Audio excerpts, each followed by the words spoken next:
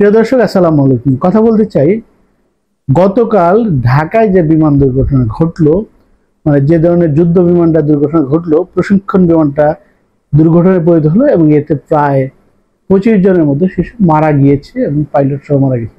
দেখুন, খুবই ভয়ানক আশ্চর্যের বিষয় যে প্রশিক্ষণ বিমান দুর্ঘটনা ঘটতে পারে, এটা খুবই স্বাভাবিক এবং এটা খুব নর্মাল ব্যাপার। কিন্তু আমরা খুব ভয়াবহভাবে আশ্চর্য হচ্ছি, ভীষণভাবে আশ্চর্য হচ্ছি যে এইটা ঢাকায় কেন, রাজধানীতে এই প্রশিক্ষণটা কেন হবে।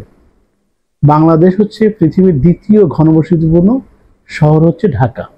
এই ঢাকা শহরে প্রতি বর্গ কিলোমিটারে 40,000 মানুষ বসবাস করে। এর চেয়ে সবচেয়ে ভিয়েতনামে বেশি মানুষ বসবাস করে, 42,000 মানুষ বসবাস করে।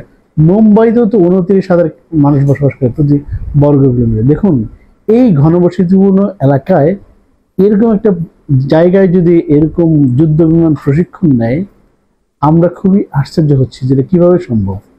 শেখ হাসিনা আমলে আসলে সবকিছু নষ্ট হয়ে গেছে, সব জিনিস নষ্ট করে দিয়েছেন।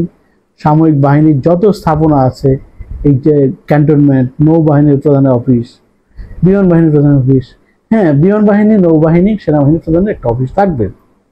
সেই জন্য ঢাকা শহরের যে বিশাল অংশ তারা দখল করে নিয়েছেন, বিশাল অংশ জুড়ে হচ্ছে সামরিক স্থাপনা। এটা কিন্তু কোনোভাবেই হতে পারে না।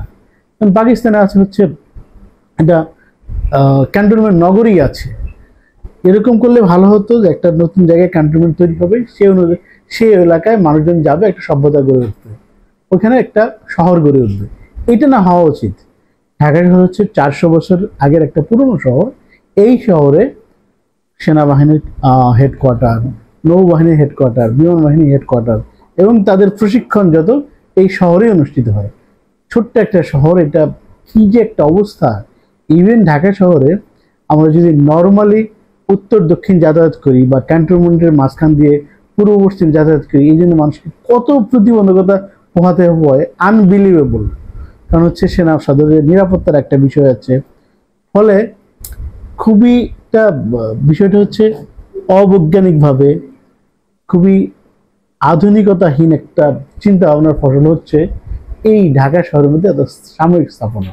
যেখানেই যাব সামরিক বাহিনীর দখলে। বিষয়টা এরকম হয়ে গেছে যে তারা এখন যুদ্ধ বিমান প্রশিক্ষণ দিবে, সেটাও ঢাকা শহরের বিরুদ্ধে। এটা হতে পারে না।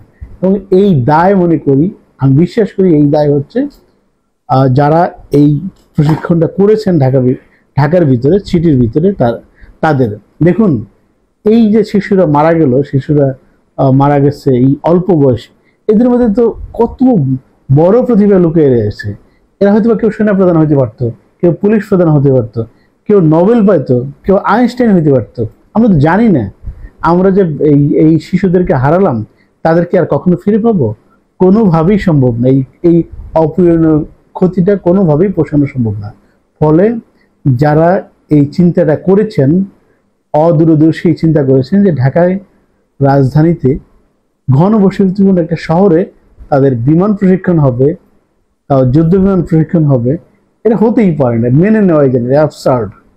আমরা জানতাম না আগে যে এরকম প্রশিক্ষণ ঢাকা শহরের মধ্যে হয়। আমরা দেখেছি যে চট্টগ্রামের ভাটিয়ারীতে হয়, রাজশাহীতে হয়, সৈয়দপুরে হয়, বিভিন্ন জায়গায়। রাজধানীতে এই প্রশিক্ষণ হতো, তাদের আমরা জানতামই না এটা, এবং আমরা ভাবিও নাই যে কখনো এরকম একটা কাজ হতে পারে। আমি বিশ্বাস করি দেশপ্রেমিক সশস্ত্র বাহিনী তারা এই বিষয়ে আশু একটা সিদ্ধান্ত নেবেন, কারণ তারা এই বাচ্চাদেরকে কিন্তু ফিরিয়ে দিতে পারবেন না। এবং যেই পাইলটটা আমাদের জীবন দিয়েছে, আত্মত্যাগ করেছে, হয়তো বাইরে ঢাকা শহরে না হলে উনি বিমানটাকে সেভ করার চেষ্টা করতেন না, উনি নিজে সেভ হতে বেরিয়ে যেতেন। এইটাও একটা বড় অপূরণীয় ক্ষতির। ফলে আমি নিশ্চিতভাবে বিশ্বাস করি নেক্সটে আমাদের সশস্ত্র বাহিনী এবং সরকার থেকে এই সিদ্ধান্ত উপনীত হবে, ঢাকায় যেন আর কখনো এই ধরনের প্রশিক্ষণ না হয়। ধন্যবাদ সবাইকে।